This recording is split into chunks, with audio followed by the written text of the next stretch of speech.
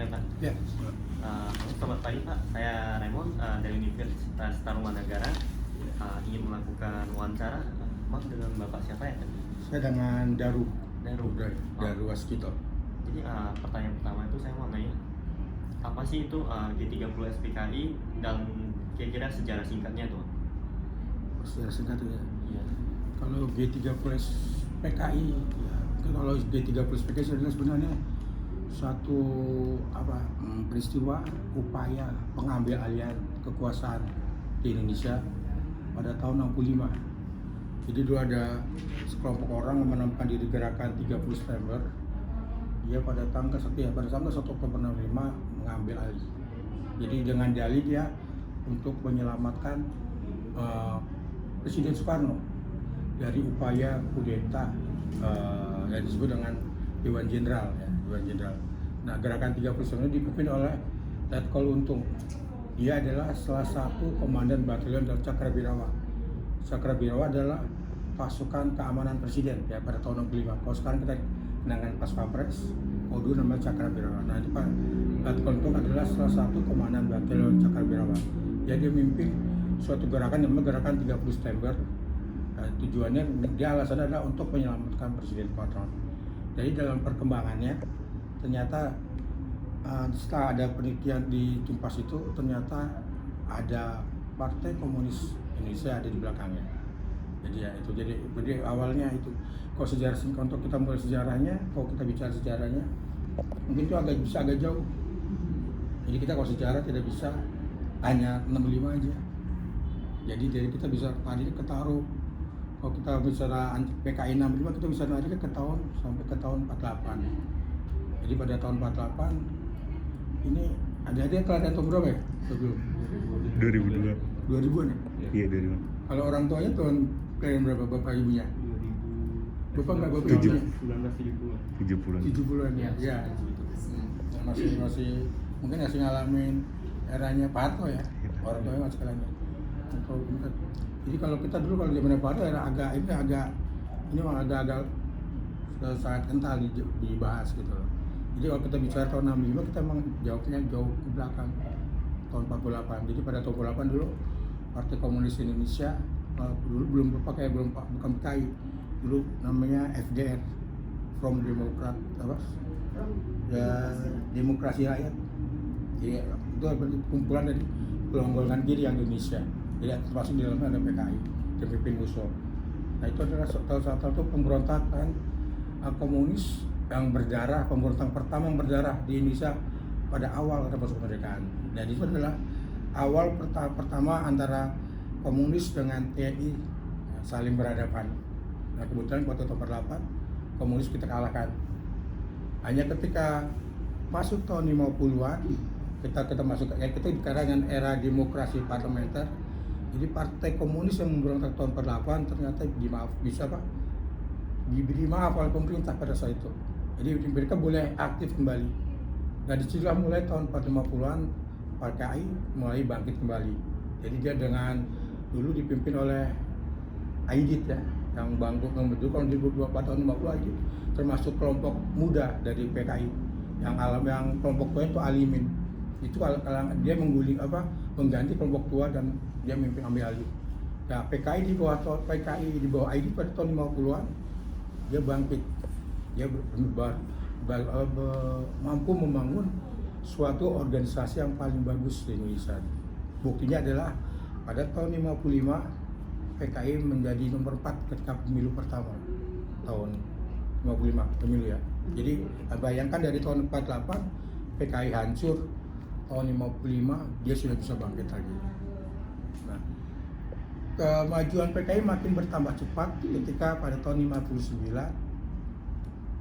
ya ada dekret presiden yang intinya adalah Indonesia jadi demokrasi terpimpin. Jadi kalau pada tahun 50 sampai 59 Presiden Soekarno hanya sebagai simbol ya, karena parlementer itu dipimpin Perdana Menteri. Nah pada demokrasi terpimpin tahun 59 itu sekarang presiden jadi utama lagi. Nah Pak Karno. Nah ketika Presiden Soekarno menjadi dengan nama keterangan demokrasi terpimpin, yang penyokong utamanya yang paling kuat, yang paling semangat mendukung Pak Karno adalah PKI. Ya, jadi dia mendukung semua ide-ide Soekarno dukung. Nah karena PKI mendukung Pak Karno, maka Pak Karno juga mulai memberi kesempatan PKI masuk ke dalam pemerintah. Ada awalnya ke parlemen, akhirnya masuk ke pemerintahan pada kabinet Dwi-Pora itu tahun 62-63. Nah PKI baru masuk jadi menteri. Nah sejak itulah PKI mulai secara perlahan mencoba menguasai kepemerintahan. Ya, tapi dengan ya dia tinggal sebentar dengan pahamnya ya komunis. Jadi dia berusaha menjadi berkuasa di Indonesia dengan memakai paham komunis. Nah hal ini ditentang oleh Angkatan Darat karena Angkatan Darat adalah sesuatu yang tetap mempertahankan ideologi Pancasila. Nah, jadi kalau dulu PKI belum mengaku Pancasila juga, tapi untuk kamuflase. Jadi pernah ada ucapan seorang pemimpin PKI mengatakan Pancasila adalah sebagai alat pemersatu. Kalau Indonesia sudah bersatu berarti Pancasila tidak diperlukan lagi. Nah itu akhirnya kita ketahuan hasilnya PKI. Jadi mereka suatu saat nanti kalau PKI berkuasa di Indonesia dia akan berubah menjadi komunis. Nah itulah ditentang oleh TNI Angkatan Darat. Nah persaingan ini antara PKI dan Angkatan Darat menjadi persaingan pada pasca tahun 60-an. Jadi memang pasca 60-an ada dua kekuatan politik di Indonesia, yaitu TNI dan PKI. TNI fokus itu TNI aja. Kenapa dua kelompok ini? Anda bertanya, orang Islam kemana ya? Waktu itu kelompok Islam menjadi lemah karena dulu ada pemberontakan DITI, mana pernah dengar? Nah itu kelompok Islam dituduh pendukung DITI. Jadi oleh dulu tahun Soekarno ada ditekan. Dulu kita punya Partai Sosialis ini PSI, Internasional Satil. Itu dianggap dulu membantu pemberontakan di daerah Permesta RI, itu juga ditahan. Nah akhirnya yang muncul adalah dua kekuatan adalah TNI sama PKI. Nah itu juga persaingan. Nah itu tahun 64 itu makin keras karena di sini ketika PKI dia tanpa kuat itu mulai sampai puncak kekuasaannya, bukan puncak ya sebenarnya udah mulai berperan besar. Nah dia mulai pakai taktik mulai mungkin makanya ini mulai istilah radikalisme ke PKI masuk ya, karena waktu itu PKI juga memaksakan kehendak ya. Jadi kalau dia mencoba ngambil alih tanah-tanah di desa secara paksa ya dengan alasan kata untuk dibagikan rakyat. Nah itu yang kemudian ditentang PKI ya, dengan ditentang oleh Angkatan Darat. Jadi kita nggak bisa mengambil alih perusahaan, mencoba mengambil alih perusahaan-perusahaan, juga menyerang. Pokoknya PKI itu juga menyerang kelompok-kelompok Islam. Jadi waktu puncak PKI di atas angin itu adalah kelompok. Jadi PKI itu terkenal kelompok yang dengan alasan sebagai mendukung Soekarno dia memaksakan kehendak ke kelompok masyarakat lainnya. Dipaksa dia harus setia sama Soekarno, karena itu tujuannya PKI. Nah itu akhirnya pertentangan. Mungkin itulah mungkin pertentangan dengan Angkatan Darat. Nah akhirnya pada puncaknya di tahun 64 antara PKI sama ketika muncul isu Dewan Jenderal. Tahun 60 muncul isu Dewan Jenderal atau isu itu mengatakan bahwa di Indonesia ada sekelompok jenderal yang akan mengkudeta Soekarno. Kemudian waktu itu ada juga istilah keluar dokumen Gildrich. Gildrich itu adalah duta besar Inggris buat Indonesia ya dan sekarang. Jadi dia isinya adalah our man, ada di judul undangannya tuh di surat ada our man lokal, our man friend, teman-teman angkatan. Jadi itu ada dikaitkan ke Dewan Jenderal. Jadi ada isu itu, makanya kemudian PKI langsung mempersiapkan untuk jadi ada isu akan mengkantar Dewan Jenderal upaya kudeta. Jadi kemudian mereka menyusun. Memang kalau kita bicara sejarah G17 ini panjang banget, jadi mulai persiapannya sampai dengan. Tapi kalau saya singkat itu Pak, PKI pada 67 kita mulai awal 65 sudah mulai persiapan. Jadi mereka mungkin perlu kita juga pada tahun 65 itu kondisi Pak Soekarno sedang sakit.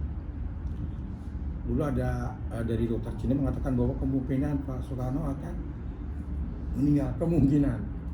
Nah itu PKI khawatir kalau Pak Soekarno meninggal, Angkatan Darat akan mengambil alih. Jadi orang mungkin pemimpin PKI ide agak paranoid itu. Jadi sebelum Angkatan Darat mengambil alih, kita mendahului. Padahal itu Pak Karno juga sakitnya nggak separah-parah juga, cuman karena udah saling curiga gitu kan. Akhirnya, maka pada mereka mulai menyusun kekuatan. Jadi kebetulan PKI punya namanya suatu kelompok khusus di antara partai namanya Biro Khusus. Jadi dipimpin langsung oleh Aidit. Biro Khusus itu adalah tadinya tugasnya adalah menyusup ke kalangan TNI. Jadi untuk menanamkan komunis di orang-orang TNI. Dan nanti kemudian Biro Khusus kemudian adalah yang merancang pemberontakan G13S. Jadi dia mengancam Aidit.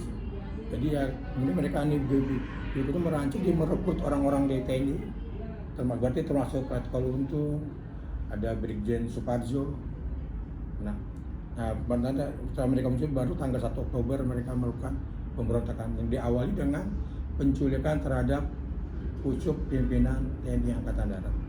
Itu pucuk pimpinan Angkatan Darat. Jadi mereka menculik pucuk pimpinan Darat, mereka merebut RRI, mereka menduduki Gedung Telkom. Itu ada 3 poin. Tapi di luar dugaan, mereka pikir ketika mereka dapat melumpuhkan pucuk TNI Angkatan Darat, TNI akan lumpuh. Ternyata tidak. Jadi mereka orang PKI itu berpikir seperti kalau kita membunuh ular kepalanya kita potong, ular pasti mati gitu. Tapi kalau di TNI ternyata tidak, karena TNI udah punya struktur organisasi. Jadi kalau nomor 1 mati, nomor 2 naik, nomor 2 mati, nomor 3 naik, nomor 3 mati, nomor 4 naik. Jadi sama, ini karena yang dibunuh 6 orang perwira. 6 orang perwira mati, berarti orang yang ke-7 naik. Orang ke-7 itu adalah Pangkostrat. Jadi begitu berita penculikan yang terdengar, karena Pak Harto karena dia sebagai orang yang paling senior, setelah hilangnya 6 orang ini dia mengambil alih, mulai meneliti ada apa sebenarnya, baru diteliti. Jadi akhirnya ternyata latar belakang PKI. Jadi kita ternyata Intel Angkatan Darat sudah tahu semua itu orang-orang background yang mengumumkan. Ternyata mereka sudah tahu, oh ini, maka kenapa Angkatan Darat dengan cepat bisa mengetahui itu PKI. Itu kan karena intelijennya tahu backgroundnya. Oh nih kayak Letkol Untung dia tahu, oh berarti Letkol Untung berarti bukan. Jadi akhirnya dengan cepat Pak Harto dapat mengambil alih, ya, merebut kembali RRI, kemudian merebut alih, menemukan jenazahnya, dan akhirnya pemberontakan PKI sendiri bisa ditumpas. Itu mungkin sejarah singkatan. Terus selanjutnya saya mau nanya ini Pak, dampak dan konsekuensi dari peristiwa G13 PKI terhadap Indonesia itu apa ya kira-kira? Dampaknya ya setelah setelah ketemunya itu jenazah pahlawan revolusi itu, jenazah itu akhirnya masyarakat jadi tahu bahwa ternyata dalam semua peristiwa ini adalah Partai Komunis Indonesia. Kemudian akhirnya timbullah demo di masyarakat yang menuntut PKI harus bertanggung jawab, dan yang intinya adalah PKI harus dibubarkan. Ya, itu kemudian ini berkembang menjadi krisis politik di Indonesia. Jadi akhirnya kemudian kalau selama ini PKI sering menekan kelompok-kelompok di masyarakat, sejak ada peristiwa G13S PKI, mereka mulai berani menghadapi PKI. Jadi mungkin karena juga Angkatan Darat begitu peristiwa begitu kan dia memburu PKI kan. Jadi orang-orang PKI karena begitu tahu yang bunuh PKI, Angkatan Darat langsung memburu PKI. Jadi akhirnya rakyat yang tadinya takut seperti kelompok Islam yang tadinya agak menahan diri takut, akhirnya bangkit semua melawan PKI. Jadi mereka menuntut pembubaran PKI. Jadi akhirnya 65 itu terjadi ya semacam perang saudara, walaupun tidak, tapi kata perang saudara karena dalam namanya kita banyak orang kita mati meninggal ya. Kalau dalam catatan buku putihnya Kop Kamtib itu diperkirakan, kalau perkiraan orang Indonesia sendiri ya, jumlah yang meninggal tahun 65 itu 65 sampai 68 lah, katakan 2 tahun. Peristiwa kan kerusuhannya peristiwa itu 65 sampai 68. Itu sekitar kalau untuk sudut pandangnya orang Indonesia itu sekitar 500.000 orang meninggal. 500.000 orang. Kalau orang barat 2 kali lipatnya, 1 juta. Jadi salah satu krisis kalau sekarang banyak orang mengatakan yang sejarawan anti Indonesia itu pembantian massal gitu. Kalau kita enggak, bukan pembantian. Kalau kita emang itu dampak dari peristiwa G30S, jadi terjadi krisis politik, ada perang saudara di bawah.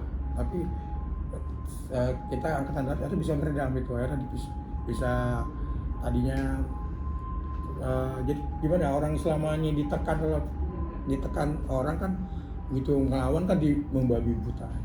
Tapi ada dengan TNI Angkatan Darat kita dikendalikan. Setelah 66 kan keluar surat perintah 11 Maret. Jadi mulai Pak Harto mulai naik. Nah, jadi mulai kondisi keamanan mulai dikendalikan, kontrol politik mulai diatur, jadi akhirnya bisa agak meredah. Itu melahirkan itu satu orde. Ya. Jadi masa PKI 65 kan menggunakan orde lama.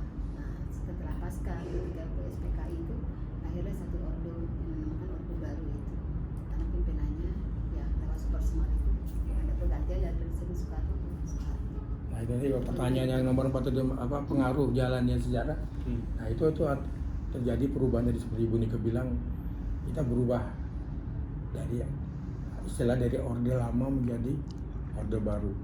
Jadi dari pemerintahan Presiden Soekarno jadi perubahan. Kita tahu Soekarno memerintah di tahun 45 sampai 65. Itu kita dalam sejarah itu sebenarnya orde lama. Nah, setelah pasca peristiwa G30 terjadi perubahan politik besar. Jadi berubah. Jadi sekarang Pak Harto jadi yang naik. Dan itu ada perbedaan. Kalau Presiden Soekarno dia fokusnya revolusi, karena dia bilang revolusi belum selesai. Jadi revolusi terus, politik sebagai prioritas utama. Ini pembangunan nomor 2. Tapi setelah orde baru kita politik mulai di nomor 2 kan, kita fokus ke pembangunannya. Itu dampak besar dari perubahan peristiwa G30. Kamu nambahin? Enggak mau nambahin sejarah PKI-nya aja ya. Kalian kan bisa menyebutkan PKI ya. Panjangannya juga tahu kan, Partai Komunis Indonesia. Tapi kapan partai itu ada di Indonesia? Belum begitu tidak tahu kan ya. Tadi Pak Daru udah menyebutkan sebelum PKI 65 ada di PKI Madiun 18 September 48. Itu sudah gerakan PKI yang melawan pemerintah di dalam pemberontakan di dalam negeri ya. Tapi sebelumnya PKI itu di Indonesia sendiri lahir pada tahun 1920, namanya Partai Komunis Indonesia. Nah, tahun 1926 dan 27 pernah melakukan satu pemberontakan, tapi pemberontakannya terhadap pemerintah Hindia Belanda.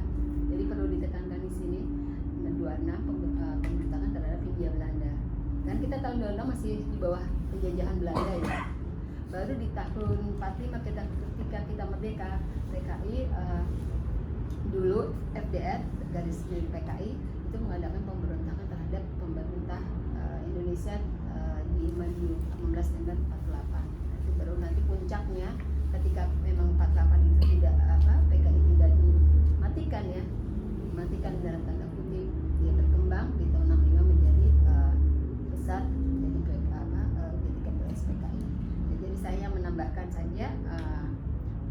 sejarah lahirnya PKI di Indonesia di tahun 1920.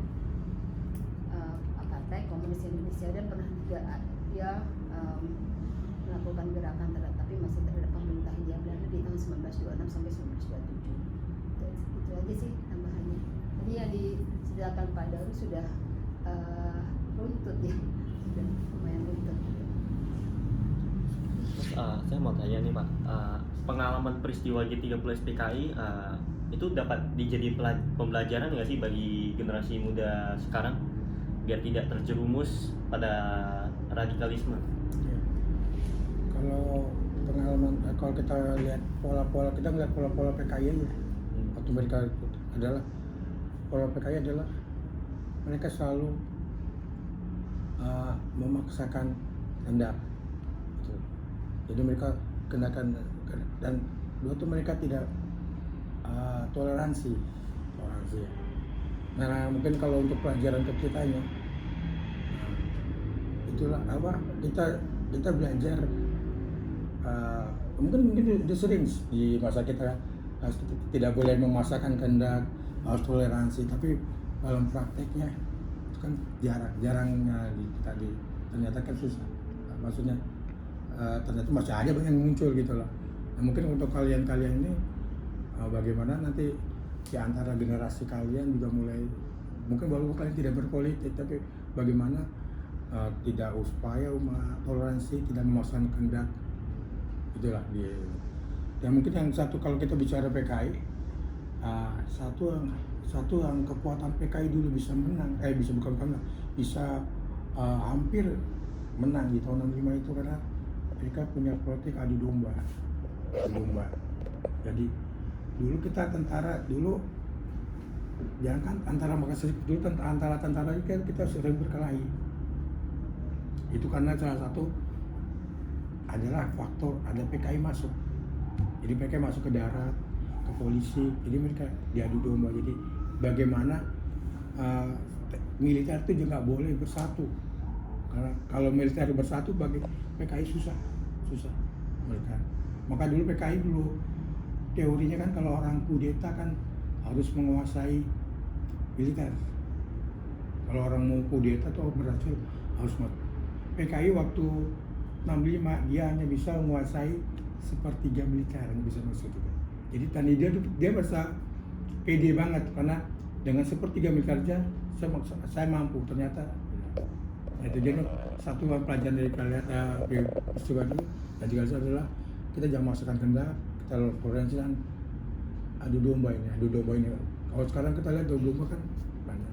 Makanya kalau kita lihat, kalau saya melihat kalau sekarang tentara sering berantem sama polisi, itu kadang-kadang saya takutnya ada orang kiri yang memang sekarang PKI tidak ada, tapi paham kiri masih ada. PKI itu tidak ada sekarang, tapi paham kiri itu masih dipelajari. Kalau Anda searching di Google, coba aja klik toko buku buruh, itu isinya tuh jualan bukunya buku kiri, mulai bukan teori-teori paling mendasar sampai yang paling itu makanya KI tidak ada, tapi paham kiri. Nah, karena hanya sekarang karena kita ekonomi kita kan masih bagus, kesejahteraan kita masih bagus, jadi komunis itu baru bisa muncul kalau kondisi ekonomi hancur. Jadi kalau sekarang ekonomi, sekarang aja buruh aja mainannya Android kan, buruh pabrik Android, pakainya pakai gajinya pakai ATM kan, ya itu komunis nggak bisa masuk itu, komunis masuk. Tapi kalau nanti ketika Indonesia lagi kolaps, ekonomi jatuh, kesenjangan kaya sama miskin jauh, orang komunis masuk. Komunis ada slogannya sama rata sama. Nah itulah kenapa komunis banyak orang tertarik masuk ke komunis itu karena slogannya sama rata sama rasa sama rata. Ada tuh ternyata ketika jadi ada komunis di Rusia ternyata enggak juga gitu. Orang yang bisa menjilat ketua partai ya tetap tinggi gajinya sama orang-orang biasa. Justru juga yang sama rata paham itu kiri, sama ini pembagian tanah, semua orang dapat tanah. Ternyata di paham komunis itu emang orang dapat tanah, semua dikasih tanah, tapi itu bukan tanah pribadi. Semua tanah itu adalah tanah negara. Jadi di negara komunis tidak ada milik private, itu nggak ada pribadi, semua negara. Jadi Anda sama kalau di negara komunis tuh Anda dapat rumah, dapat tanah, tapi semua itu punya negara. Jadi kalau Anda agak melenceng aja, Anda negara bisa mengusir.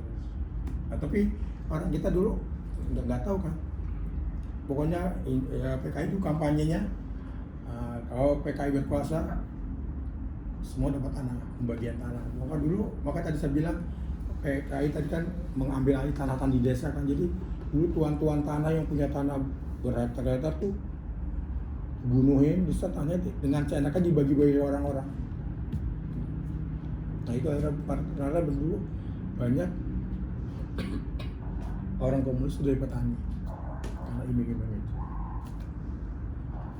Mungkin tambahan aja, komunis itu soalnya kan sifatnya internasional ya.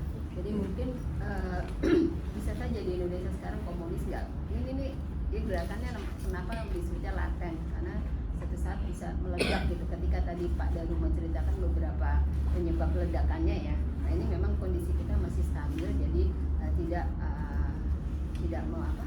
tidak memperlihatkan ya. Tapi kalau akar-akarnya ya memang wajib kita waspadai ya teman kalian yang generasi muda karena ya sifatnya laten itu. Jadi suatu saat bisa meledak melihat situasi kondisi satu negara. Nah, komunis ini internasional. Jadi kalau di pucuk-pucuk negaranya apalagi negara kuatnya masih ada komunis, nah itu wajib kita waspadai. Misalkan sekarang misalnya ya Rusia atau Vietnam atau yang besar lagi masih Korea Utara itu kan masih mempertahankan negara komunisnya. Di Indonesia mungkin PKI sudah tidak ada lagi, tapi jika negara kuat di dunia masih menganut paham komunis, itu bisa saja membangkitkan kembali sesuatu yang sudah tidur di suatu negara. Itu yang perlu kita waspadai dari kejadian G30 SPKI ini. Dan mungkin tadi tambahan dikit aja, kenapa PKI itu bisa menyentuh pemerintahan ya? Karena sudah pernah dengar kata Nasakom ya, presiden pertama kita itu kan dulu penganut paham itu ya, nasionalis agama komunis itu. Jadi memang bagus ini ide besarnya bagus. Jadi menyatukan berbagai paham, ada nasionalis, ada agama, ada komunis, itu sangat bagus, brilian bahkan kita katakan. Hanya dari kata terakhirnya ada komunisnya ini, jadi mengapa PKI bisa sedikit-sedikit mempengaruhi sistem pemerintahan Indonesia ketika itu, karena ya adanya Nasakom itu di satu ideologi dari pemimpin kita, makanya bisa masuk komunisme di situ. Jadi untuk yang tahapan yang sekarang ya dari dampak ada harus ada dampak negatif dan positifnya ya. Negatifnya kita lihat ketika itu kejadiannya begitu besar, begitu mematikan banyak orang ya. Politik ekonomi kita juga terpuruk. Nah, dampak positifnya kita bisa ambil dari peristiwa ini ya, bahwa gerakan meskipun tidak terlihat ya sifatnya laten, tapi dikhawatirkan akarnya masih ada gitu. Karena memang ya, itu dari saya katakan gerakan ini juga muncul di Indonesia juga ketika tahun 20-an juga datangnya dari luar gitu kan. Nah akhirnya bisa menguat di sini karena mungkin ya memang kondisi negara kita waktu itu memang masih dalam bisa dikatakan masih belum merdeka secara ini ya, secara lahir batin ya, karena memang baru merdeka di tahun 45. Jadi gerakan itu bisa berkembang menguat. Pertama kita di sasarannya memang buruh dan tani, karena memang yang diangkat dari komunisme itu memang gerakan bawah gitu. Itu hanya ini tambahan aja ketika kita harus mewaspadai satu komunisme ini di Indonesia. Ada tambahan lagi Bu, mungkin untuk kira-kira peristiwa G30 SPK itu menurut Ibu bagi generasi muda zaman sekarang Bu, untuk menjauhi dari radikalisme itu apa Bu? Mungkin ada tambahan lagi. Sekarang istilahnya radikal ya, karena kalau dulu kita katakan ini masuknya dalam satu pemberontakan ya, pemberontakan G30S itu, karena memang radikal mungkin sudah ada bibitnya, tapi memang berkembangnya ketika periode-periode sekarang dengan katanya munculnya Islam garis keras, kan itu masuk dalam kategori radikal. Nah nanti kalau komunis ini kan kita katakan golongan kiri, jadi Islam yang garis keras golongan kanan, yang komunis itu golongan kiri. Ya, mungkin kita menyamakan radikalnya itu kan juga polanya kita lihat pola perkembangannya gitu ya, pola perkembangan gerakan itu gimana. Kalau Islam garis keras itu gimana, kalau komunisme itu bagaimana. Ya, tadi sudah panjang lebar sama Pak Daruma saya juga kalau karena Indonesia mengawal juga kalian juga ya, generasi muda ya. Jadi kita bisa itulah pentingnya kita adik-adik ini belajar sejarah itu ya. Orang kadang-kadang belajar sejarah, apa sih sejarah gitu-gitu kan, sejarah apalan inilah, ternyata enggak, sejarah itu banyak sekali yang bisa kita ambil gunanya, manfaatnya untuk edukasi kalian semua gitu kan. Jadi Indonesia bisa bertahan, Indonesia bisa jaya, Indonesia berkembang berdiri, itu salah satunya kita harus mempelajari sejarah kita. Kita pernah terpuruk karena peristiwa itu ada dalam sejarah. Nah, jadi peristiwa G30S ini dampak positifnya kita harus melihat peristiwa ini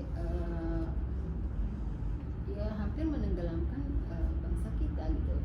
Kalau jika tadi memang masih ada beberapa tokoh yang bisa membangkitkan kembali, kalau tidak kita bisa mungkin Indonesia sudah habis ketika itu, atau penguasanya sudah orang yang berbeda dengan tujuan yang sasarannya yang mungkin tidak bisa semakmur ini. Indonesia tidak bisa tertib ini gitu ya, sedamai ini. Kalau kejadian di tahun 65 itu berubah jalanan sejarahnya gitu. Makanya kita harus menengok ke sejarah supaya kita bisa melangkah ke depan. Itu saja tambahannya. Oke. Terus untuk pertanyaan terakhir ya Pak, pesan Bapak supaya generasi muda sekarang nih supaya tidak melupakan dari sejarah bangsa Indonesia itu sendiri, gimana Pak? Kalau sekarang yang lagi istilah yang di kalangan kita sejarawan ya, ada istilah yang banyak sering kalau kita ada kalian datang. Jadi salah satu upaya negara lain menghancurkan negara menghancurkan negaranya, salah satu apa adalah dengan menghapus memori sejarah generasi mudanya secara berlaku.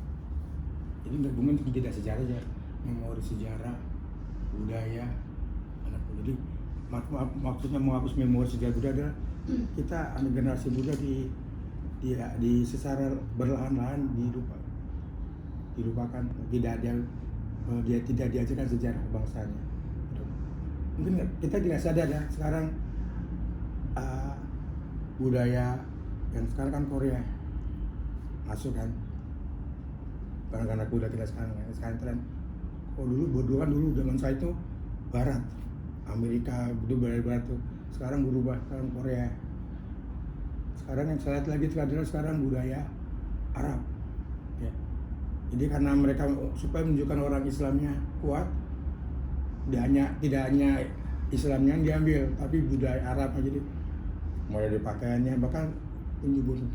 Mungkin kita yang biasa, orang yang nggak ngerasa itu hal biasa, kan biasa itu kecil ya, tidak. Tapi ini adalah komprot kita sejarah adalah salah satu pola-pola ke generasi muda. Jadi identitas Anda sebagai seorang bangsa akan dihilangkan.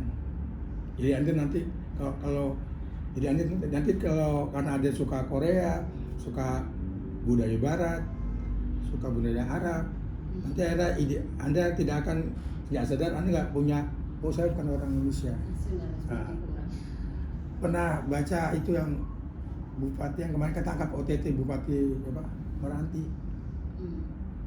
Dia kan pernah bilang kalau pemerintah nggak ngasih anggaran besar, saya akan pindah negara. Itu adalah satu contoh bagaimana ada seorang pejabat negara bilang dengan mudahnya, saya akan pindah negara kalau pemerintah pusat nggak ngasih dana anggaran besar. Jadi dia nggak punya, berarti dia nggak punya memori sejarah bangsanya. Jadi kalau ada punya kuat memori sejarah budaya, sejarahnya Anda kuat budaya, maka Anda akan menjaganya. Jadi ini nggak akan diangkat. Kalau saya lihat justru orang-orang yang sekolah di luar negeri itu justru makin kuat loh saya lihat Indonesia. Kalau orang-orang sekolah di Indonesia karena itu malah suka budaya asing yang ditangkap. Karena mungkin kalau kita di luar negeri kita baru sadar kalau ternyata orang sana dijaga gitu ya. Orang Korea itu jaga budaya kuat, orang Jepang kuat banget jaganya. Jadi mungkin ini mereka yang sekolah, orang kita yang sekolah di Jepang mungkin begitu tahu orang Jepang aja kuat, berarti kita pulang mungkin bisa. Itu makanya kalau kita pesan saya generasi adalah jangan lupa sama sejarah, jangan lupa sama budaya kita. Ya, karena itu adalah jati diri kita, identitas kita. Jadi walaupun nanti pertama kalau kita belajar sejarah, kita belajar budaya kita akan nasionalisme kita akan timbul kan. Tapi itu intinya nasionalisme bisa timbul kalau kita tahu sejarah kitanya, sejarah itu. Jadi pertanyaan itu aja Pak. Terima kasih atas jawabannya yang sudah diberikan dalam wawancara ini. Sama-sama, terima kasih. Ya, terima kasih Pak. Pada puasa.